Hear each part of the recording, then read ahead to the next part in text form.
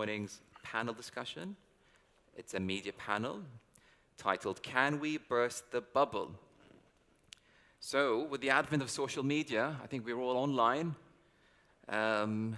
It is a blessing, an opportunity for us to engage, to communicate, to disseminate information, and to hear from others. But it does bring with it its own challenges and maybe consequences. But I'll leave that for the panel to discuss. So today we've got John Prideaux from The Economist to moderate. It's a round of applause. Let's welcome John. Thank you. Thanks, Mohammed. Please. And we've got Jason Levy, forgive me, yes, Managing Director of the MENA region from Vice Media. Please take the floor. Amani Al-Khatatbe, founder and editor of MuslimGirl.com. Last but not least, Joyce Buzz, head of PR and communications, Middle East, Google. Thank you. You have the floor. Great. Thank you, Mohammed. Good morning, everyone. What an amazing way to start the day that welcome dance was. I feel like all my days would go better if they started like that. We've been talking a fair bit about journalism, about technology, about the good and the bad, filter bubbles, and today we've got a great panel for you that will bring some of those things together. Let's start with you, Imani, because I think most people in the room will know Vice, most people will know Google. They may not know your work, and they should. Why did you start Muslim Girl, and how did it start? For sure. Well, assalamu alaikum, everyone. Thank you so much for having me here today. I'm excited to join you all in Abu Dhabi for my first visit here. I am the founder and editor-in-chief of MuslimGirl.com, which is an online magazine by and for Muslim women, with the intention of reclaiming our narrative in the media. It has grown to become the largest platform for Muslim women's voices in the English-speaking world.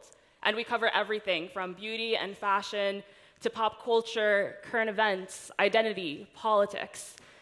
And before it became the startup that it is today, it was just a hobby project that I launched out of my bedroom when I was 17 years old. For me, I was born and raised in the United States. 9/11 happened when I was a child. So I was indoctrinated into this era of modern-day Islamophobia from a very early age. It was traumatizing, to say the least, to grow up with this onslaught of the media narrative basically forcing propaganda on individuals like myself, young Muslim women, about who we are, what we stand for, how liberated or not liberated we really are. And while the conversation post 9/11 always heavily centered on Muslim women, it was rarely ever Muslim women that were passed the mic and allowed to speak for themselves. So for myself, being a millennial, as a teenage girl, I did what any millennial would do, which is I took it to the social media, to the internet, and I took my anger out that way. I wanted to create a space online that I couldn't find in real life. And I wanted to create a platform where not only can we have the conversations for women like myself, Muslim women that were being impacted by this new generation and this new culture of media representation that was impacting us, but also a place where we can find other girls like us, where we can all come together, connect, and really have the opportunity to develop our identities for ourselves, which was a moment that was robbed of us growing up because of the post 9/11 culture that resulted from that. Today, again, MuslimGirl.com is one of the most impactful platforms in the world for Muslim women. It has grown to become a movement much larger than myself or the bedroom where it was launched, and it's something that I'm very proud of, to see that Muslim women around the world, and especially in Western countries, who are navigating their Muslim identities in our modern lifestyles, really taking that movement and harnessing it into something for themselves. Jason, let me come to you. We've heard in some of the other panels about the challenges that technology poses, particularly to traditional media business models, and there's been a little bit of concern about fake news, filter bubbles, all those things. There's also a different side to innovation, right? Your platform, Vice, which is huge, would not have been possible without the platforms that have grown so fast in the past decade or so. Absolutely, and I think that's a really critical point. And Amani's case with Muslim Girl is illustrative of that as well. There's rightly that debate about echo chambers, fake news, but I think that needs to be contextualized. Vice, for those who aren't aware, started as a magazine in Montreal. The reality is, without the ability to partner with social channels, with the Googles, the Facebooks, the Snaps of this world, it could have remained as a print magazine in Montreal. So what influence does that narrative have? Amani could have done a print magazine out of Brooklyn. You're touching maybe thousands, tens of thousands. The digital economy means that you can touch millions around the globe with those empowering messages. So I think that's critical in terms of the net effect of social. We can't turn this into an overriding narrative about how social is a bad thing. It's like any tool. It's how you use it. And certainly with Vice, it's an amazing platform, all platforms, to tell what we believe are the right narratives and stories. Just let me come to you. We've talked a lot about tech this week without actually having a representative from the tech business. How does Google in this area and around the world think about its kind of responsibilities in the world of journalism? And on the one hand, you're a kind of platform, so it's none of your business. On the other hand, you talk to any media organization in the world, and they're obsessed with their kind of, how they score on Google search, and they're constantly, they feel very dependent on you in some way. It's a kind of curious relationship, which is one that's both a bit adversarial and one where there's some kind of mutual kind of codependence. What's Google's responsibility in the world of journalism? So Google, first of all, the mission has and will always be to connect people with the information that they seek, right? They come to Google to learn about the world. And as a search engine, we've allowed a lot of news publishers to be able to connect with those, with the people and reach them. In times of breaking news, for example, we are able to help, people seeking that information connect with the news publishers. Now, of course, there are concerns and challenges. That's why that requires a lot of collaboration, which has been happening with a lot of news partners around the world. Not to mention that the traffic that we drive, but also the revenue that is being shared with these news publishers. The challenges are a lot around the information that is being surfaced. So one of the things that we do as a tech company is try to constantly make sure we're surfacing relevant information that people are looking for and authoritative information, especially as we stem the challenges and the tide of misinformation. That's something that we try to work on together with news publishers and journalists around the world. Yeah, there's been a bit of an effort, hasn't there, to try and make sure that when you put in... I'm sorry, you're being plagued by a fly. I feel like that's really, I attract flies. You're keeping your cool admirably. It's gone away. Now we've called it out. It's now flown away in shame. There've been some efforts to try and get more accurate, kind of reliable sources of information higher up when you search Google, right? I mean, there is a problem. There has been a problem. Perhaps more associated with social than just with search, that often the most kind of outrageous, outlandish, kind of misleading thing tends to get promoted. And that's partly because of how we all work as humans. We're attracted to kind of things that seem, kind of the most outrageous rather than the most moderate. But Google's made a bit of an effort to try and make sure that, outfits that do proper fact-checking and so forth. And with the open and free web, as much as there's good information, one has to accept that there's also bad information. Maybe information out there that people don't want to see and don't want to hear about. Now, our responsibility is to make sure that, let's say, because the reality is there are, in quote, bad actors trying to game the system, trying to push misinformation out there. Our responsibility is to be able to see that and then update our systems, update in a way so that we constantly are surfacing the information that is relevant. That's actually quite a big change, isn't it, in a way from where Google started out, where the premise was kind of information should be free and freely available to anyone, and it seems to have morphed a little bit into information that's accurate should be free and freely available, which is quite a different, that gets you into a different sort of activity, doesn't it? Yeah, absolutely. And it's not So it's not a tech company, it's not search engine's job to decide what is the right answer for something in specific. So you go to Google, you search for how tall is the Burj Khalifa. Yes, that's easy, we can answer that. But you search about climate change and what needs to be done about that. Well, all we can do is just so give people the tools to be able to be well informed from as many sources as possible, and allow them to make the conclusions themselves and to decide for themselves. But with that, because of the challenges that we talk about, misinformation and all that, one of the top solutions is to balance it with good information, because as much as there is bad information out there, one of the good things is to put good information. And that goes back to our point, which is how do we work with journalists around the world? We try to encourage them to be discovered, whether it's legacy news publishers and journalists or new entrants, and to allow the good information to be seen and to be discovered. Yeah, and to that point, I think that Google and YouTube are doing a really commendable job of taking the lead of what that should look like with YouTube's Creators for Change program, which was designed to identify creators on their platform that are working on counter speech, to counter hate speech online by promoting messages of tolerance and peace and acceptance.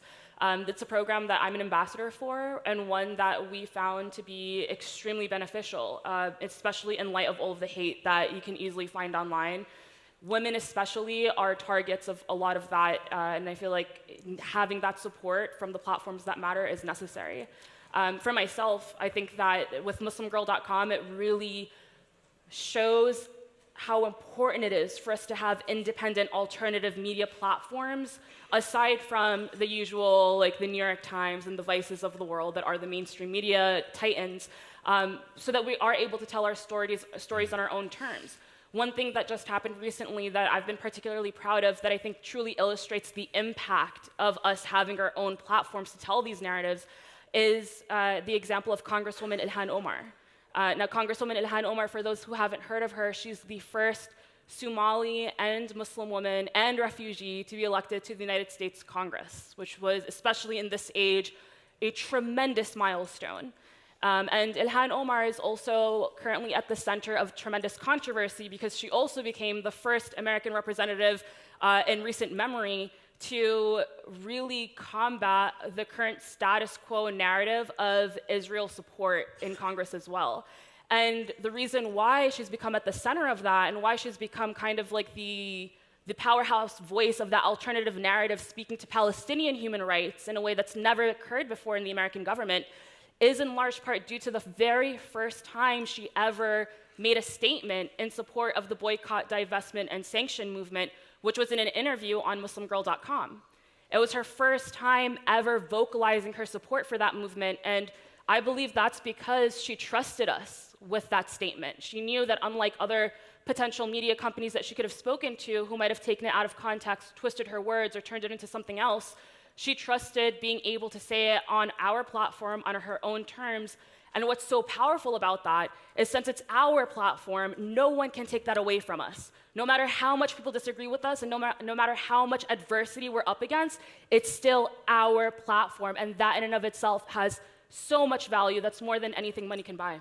I'm curious to know whether you think that episode with Ilhan Omar has been helpful for Muslim women in America, in the sense that the row very quickly became one about anti-Semitism, and Yes. she's been accused of that. She was, she appeared to be saying some things about dual loyalty of Jewish people in America, which lots of Jews in America found very upsetting. Sure. Her words will be used, I've no doubt, in 2020 in Florida, where it's a close state. There are quite a lot of Jewish voters there. On the one hand, I can see it's great and empowering to have her speaking. On the other hand, there's a risk that what she said does some kind of political damage to a cause that's dear to you. Well, we're talking about it. We're finally talking about it. And I think that's what's important here, is that we're creating a space for the discourse to occur, where otherwise we didn't talk about anything, right? It was basically this equation of anti-Zionism equals anti-Semitism. And that in and of itself was silencing the discourse around Israeli politics and Palestinian human rights. But allowing those spaces for us to have those conversations is allowing the space for us to start delineating different aspects of it. Now, sure, we can identify more specifically what anti-Semitism looks like, and we can talk about it. We can identify more specifically what actual political criticism of Israeli politics looks like, and we can talk about it. Whereas before, it was sort of like an echo chamber, the silos of either you're on one side or the other. But in order for us to be able to really have that progress forward, we need to be able to have those conversations across the aisle. I think crucially, yeah, I'd really like to make a point there. I think crucially, it's about empowerment. So what do I mean by that? The era we're in now, the digital era, 20 years ago, that same dialogue wouldn't necessarily have existed, or would have been owned by traditional institutions, such as the New York Times. And somebody could have had a private disagreement, they could have had a physical meeting. But actually now publishing tools, thanks to the likes of Google, are in the hands of everyone. So that's tremendously liberating. So again, just in terms of that balance, of course, those tools can also be abused. But the reality is whether it's in terms of this particular debate, whether it's in terms of Muslim girl touching a 20-year-old woman in the Midwest who may feel that she's a freak, she is alone in this world, you know, and make her feel, actually, no, that's not the case, I'm proud of my identity. And I think the reason that resonates with me is because that's very much Vice's mission. And if we pull it back to the Middle East, I think our most important role is shining a light on those stories that aren't told through what I would term traditional media. And we simply couldn't do that without social partners. That's the reality. We'd be crafting these stories, but what's the point if they're not reaching the right audiences? Right, and actually one of the things that I find most interesting is that Muslim Girl's audience is half of the traffic we have coming into our website is non-Muslim.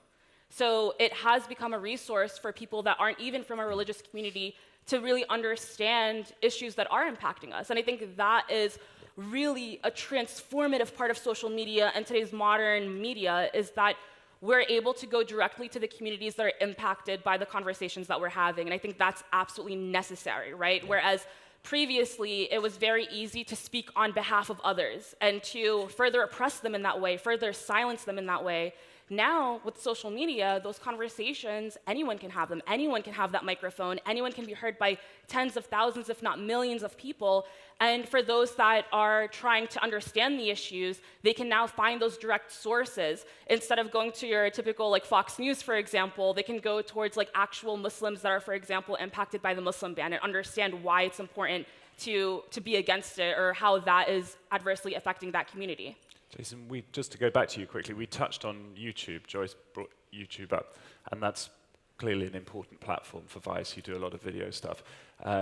My experience on YouTube, the experience of others, is all sorts of kind of wonderful stuff there, but also that you can be watching a Vice documentary about you know, what happened in Christchurch, say, and then very quickly the algorithm starts suggesting to you some pretty far out sort of conspiracy theory stuff. I mean, you get, you know, you're 2 or 3 clicks away from something that's totally nuts. I mean, is that just, and the algorithm does that because it makes guesses about what you might be interested in, and it optimizes for what's already been popular and so forth, and that can land you quickly in some pretty unpleasant stuff.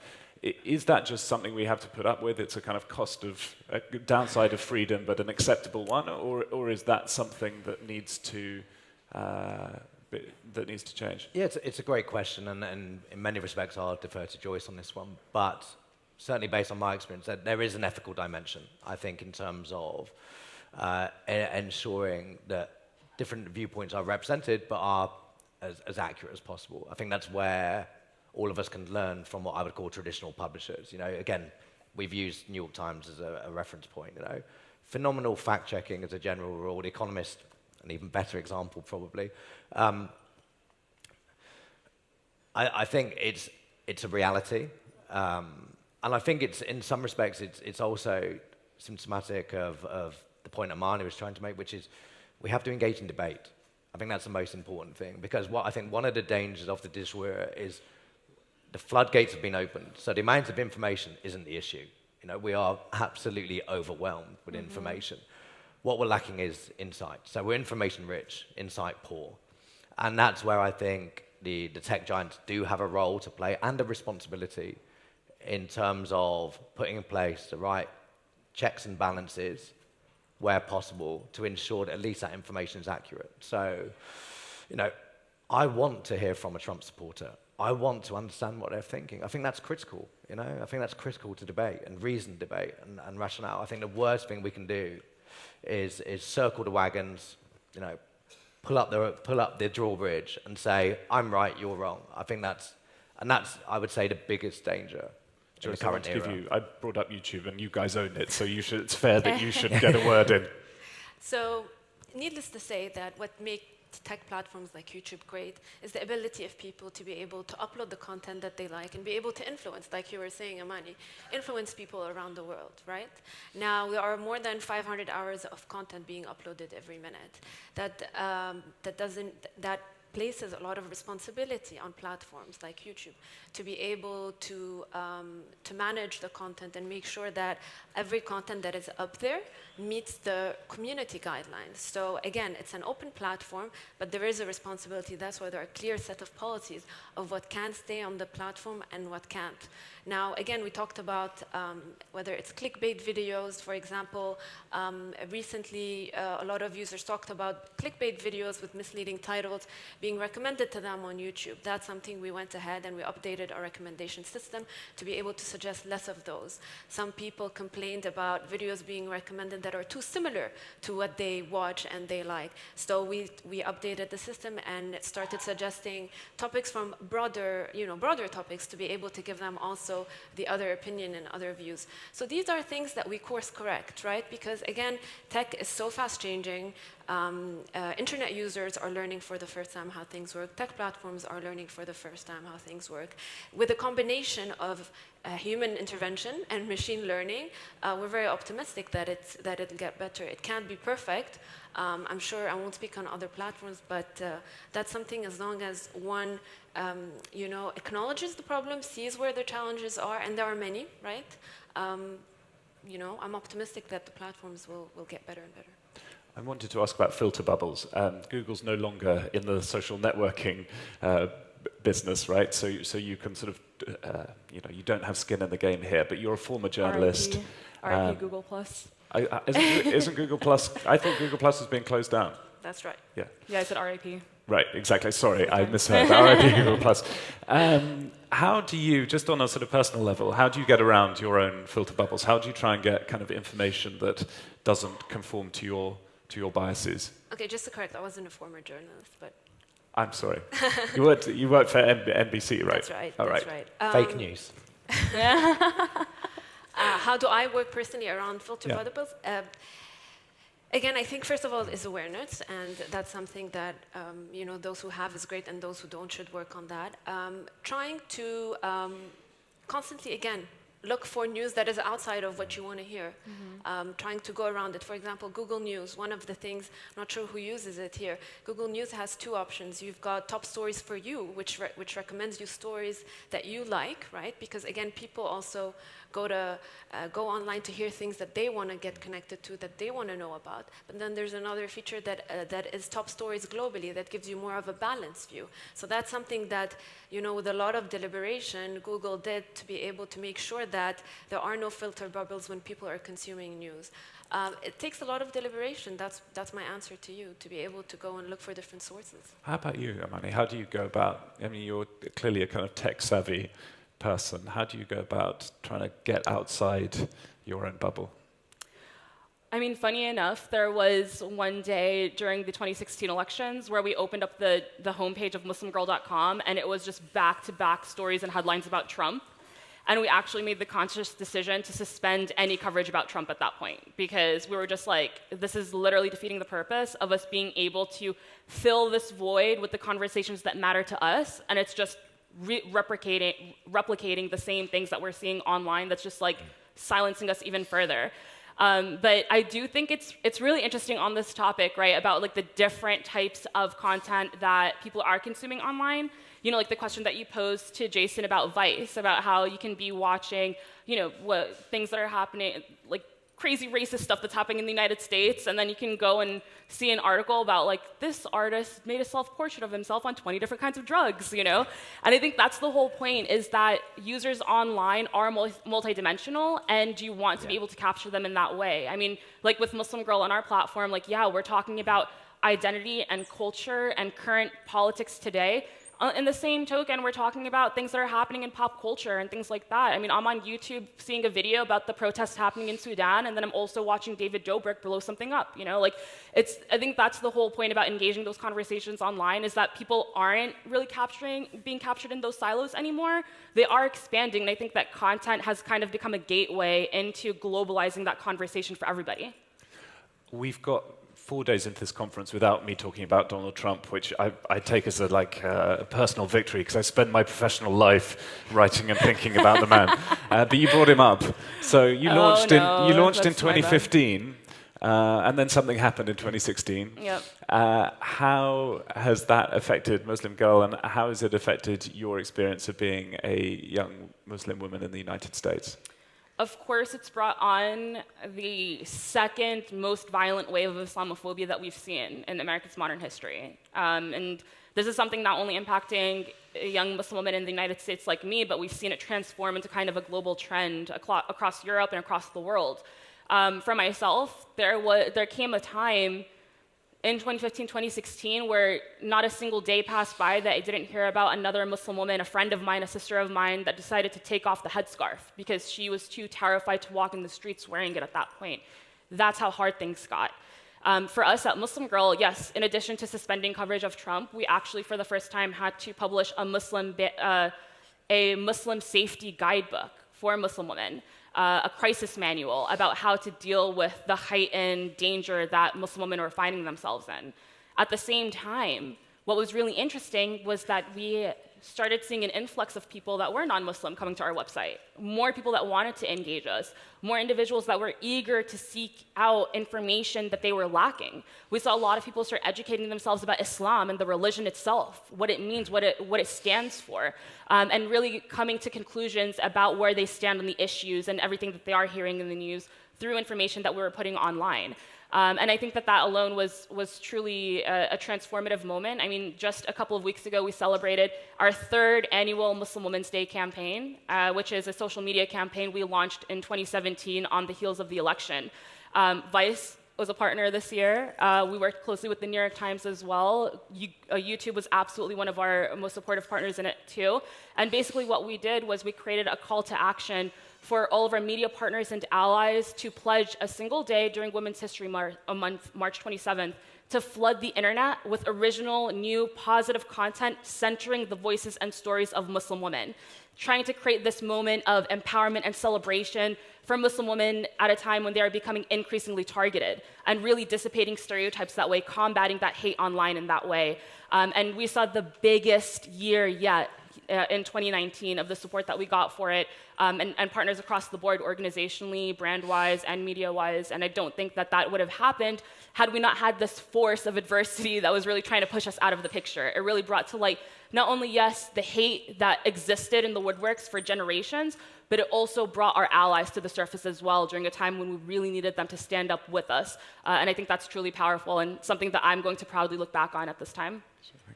Can I just build on that? I'd like to take it back to this region.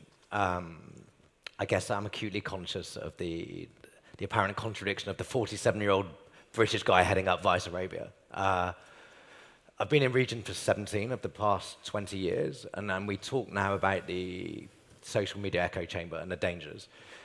Let's actually talk about the dangers of traditional media, so pre-social, where I felt there was a very false narrative about the Middle East. The Middle East was portrayed in Western media as a homogenous single entity, racked by conflict.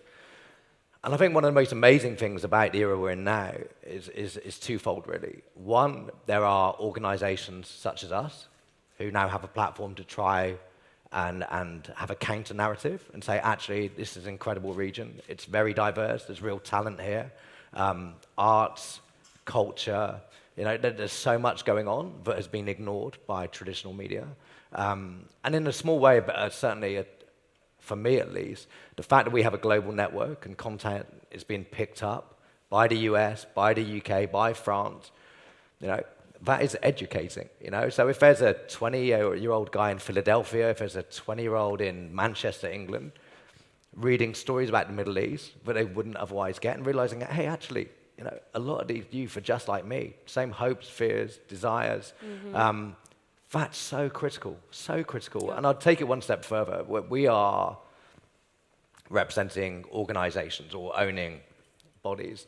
Let's actually talk about the people outside this room. That what social has allowed is for the 21-year-old guy in Jeddah, the 18-year-old female in Abu Dhabi to tell their stories and reach audiences. And I think that's incredibly empowering. And there's a reason why social has just taken off and got over the past, 10, 15 years. I mean, consumption rates and creation rates in this region are leading the world. I mean, you look at the amount of content that's created for YouTube from Saudis, young Saudis. And I think that's something that should be celebrated. I think that's fantastic, that they've got the tools, they're telling their stories, that otherwise, quite frankly, wouldn't be heard if it had been left in the hands of traditional media. That's really interesting. Amani, a minute ago, referred to Vice and the New York Times as traditional media, and I was wondering how long it would take you to pick up on that. But how does it feel on the other side? Yeah, exactly. But joking apart, I mean, Vice is sort of entering middle age in a sense now, right? You've grew from the magazine, became this big video platform. What have you learnt now about sort of digital news that Vice didn't know kind of 10 years ago? Yeah, that's a great question, actually. I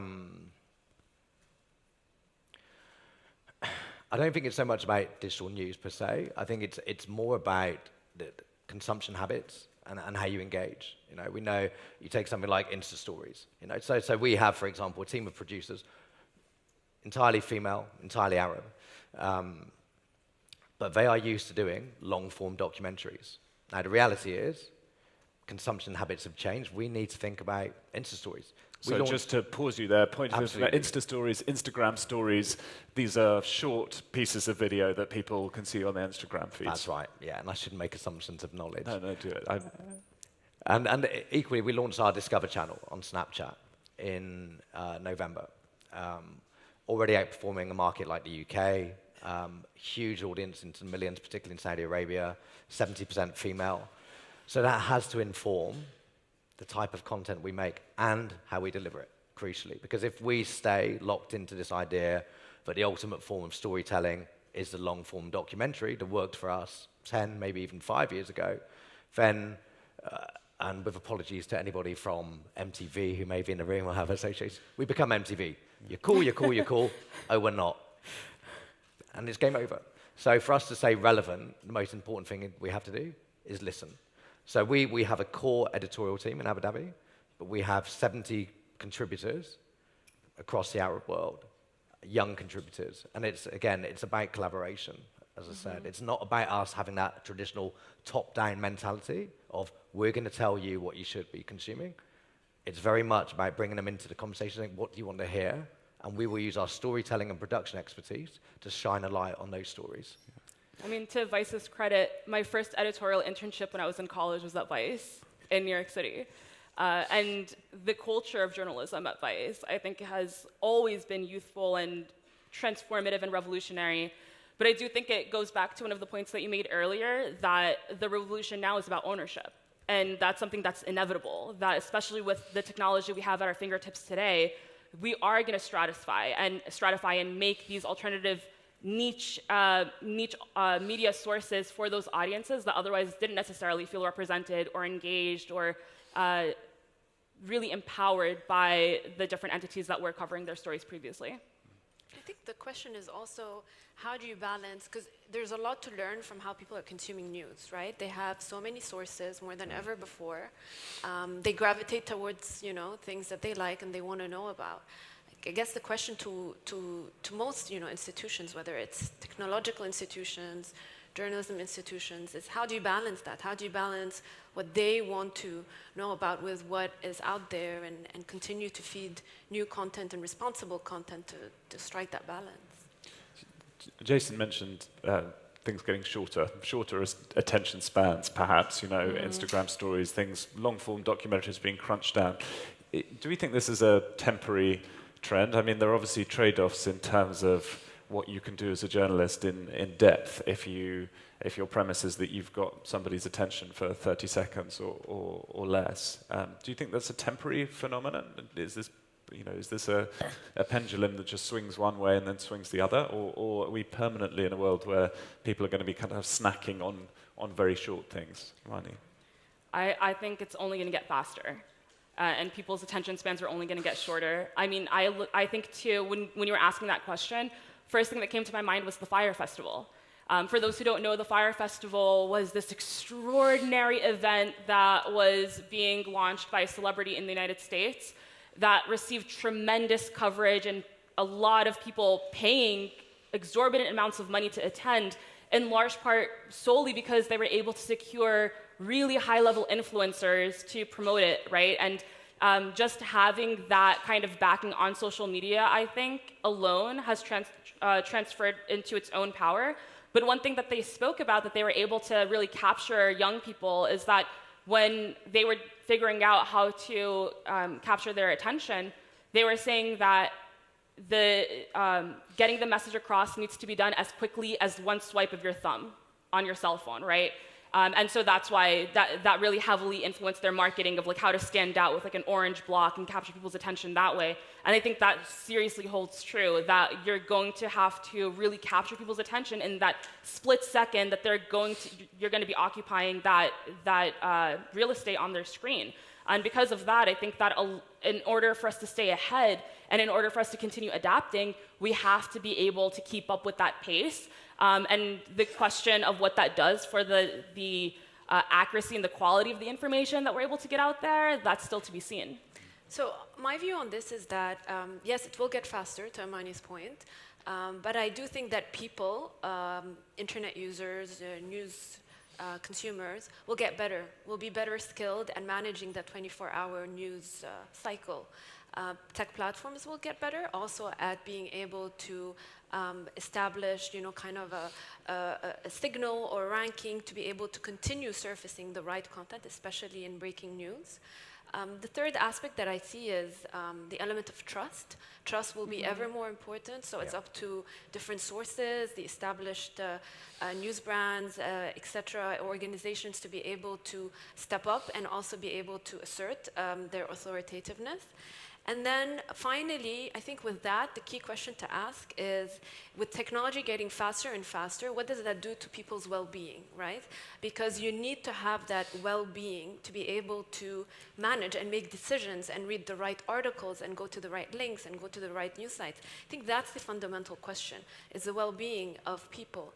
How are you coping with that 24-hour news cycle? How do you manage this flow of information that is being thrown at you? You have to develop those new skills to be able to assess on your own, no matter what authoritative source you have in there. So I think there's a lot of work and collaboration that needs to be done across the board, but ultimately, it's about really being able to manage it, to have that well-being, to be able to make the right decisions. And does it just mean more clickbait? Sorry? And does it just mean more clickbait in the end as a result? It's to be seen. I was wondering, I wanted to put this question to you, Jason, just following on from Joyce. Do you think media organizations now ought to think more about not overwhelming their audience? I mean, for the past however long, particularly with free media or advertising-supported media, the aim has been to get a lot of stuff out there, whether it's articles or videos or podcasts, and kind of see what goes well, and very much leave it to the market, to the consumer, see what goes viral, what doesn't. But really to keep putting more and more stuff out. Joyce raised the point about the kind of mental well-being of our readers, our audience. Do you think we need to be a bit more restrained than we have been? Or do you think it's right to just put a lot of stuff out there and let people, pick out what they will? I guess I'll break the answer into two parts. If you're talking about formal publishers, digital or otherwise, then I think there was an element of when digital really started impacting on their businesses, most chose to circle the wagons in broad terms, rather than embrace it as an opportunity. And I think that's where I would distinguish a brand like Vice from some of those more traditional entities. what I think we've seen now, The Guardian being a great example with its subscriber model and voluntary subscriptions, and certainly I think aiming to break even by next year, is adjusting to what is effectively the new normal. It's not a trend. And still investing in quality journalism, which I think is critical. So I think that I think volume has a price, a place to play. I read The Guardian online every day. I think the biggest danger actually lies outside what we would term as those professional publishers, where you disappear into the rabbit hole of whether it's right-wing organizations in the States, whether it's flat earthers, whether it's alternative therapies. So it's those organizations that aren't underpinned by the ethics and professionalism that those traditional bodies are. So I see it as very much a two-strata thing. I think the publishers who are thriving in the digital space are those who have embraced the mediums, those who are creating quality content, and those who understand their audiences. I keep on coming back to that. You cannot appeal to everyone, and you shouldn't try to. I think that's a really important point. You know, I will read The Economist because I want that weekly analysis of what's happening in the world, because quite frankly, I find more value and insight from that single digest than from trying to consume multiple news sources all day, every day. That's where you can get completely lost in the mix, which goes back to my point about information rich, insight poor. So to Joyce's point and well-being, that's where, and there are people far better qualified than me to answer in this room, so I don't want to send into pop psychology, but I do think that this debate around social is actually far more symptomatic of a wider issue, which is in a world that is incredibly fast-paced, characterized by constant change. So areas like job security, environmental change, etc.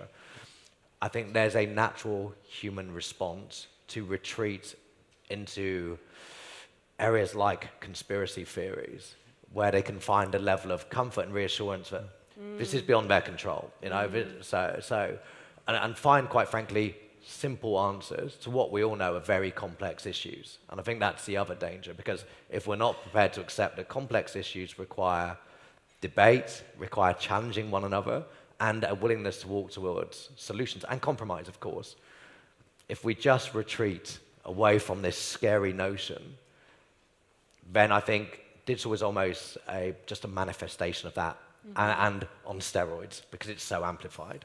Thank you. I'm keen to get some questions in from the audience, because we don't have a workshop this afternoon. So the orange cubes should be around. If you keep them brief, then we'll be able to get more in. Okay. Good great. morning. Thank you. Yes, sir. Okay, good morning, everybody. I am very interested by this panel, and especially the case of the Muslim woman here. I would like to know, I missed the beginning of the discussion. I would like to know your experience. How did you become a Muslim? And how are you seen in your neighborhood? Are you seen as a criminal? Are you seen as a terrorist? Or are you seen as a good person? Thank you. The second point has to do with the technology. You know, the way technology is going fast, don't you think that a robot may replace journalists one day? Thank you. Imani, do you want to jump in there first? Yeah. No, I was born and raised Muslim, alhamdulillah. And from my earliest experience was being cast as the oppressed, silent Muslim girl that doesn't have a voice and can't speak for herself, whose only male figures in her life are terrorists or look like the terrorists that we see on television. And Muslim girl was born to combat that image. Am I going to be replaced by a robot? If so, when? Let me reassure you, no. Maybe I am already. But if it is, I'll let you know. I'm going to politely disagree, because actually, to the gentleman's question, it's already happening in areas like sports. So you get functional reporting now, but it's literally done in an automated basis. You know, player X passed to player Y. I think, again, what I'll come back to is, to your earlier point, what it actually creates room for is intelligent journalism. So there are functions that can be provided, such as basic sports analysis, but analysis, insights, opinions can't be replicated. Absolutely. So that's actually a positive thing. I think the thinking of machine, man versus machine. No, it's man and machine. And I think if we accept that, That's then what they all say. then life just gets so much better. It's the tedious functions and tasks that will be replaced by the machine, allowing people to focus on the things that matter, allowing people to focus on interpretation and analysis. And I'm getting the sign that we should stop. Okay, sorry. And then the only thing I'd like to add to that, again, it's a really good example to my earlier point about how this part of the world is not recognized on the global stage enough. The UAE has a minister of AI.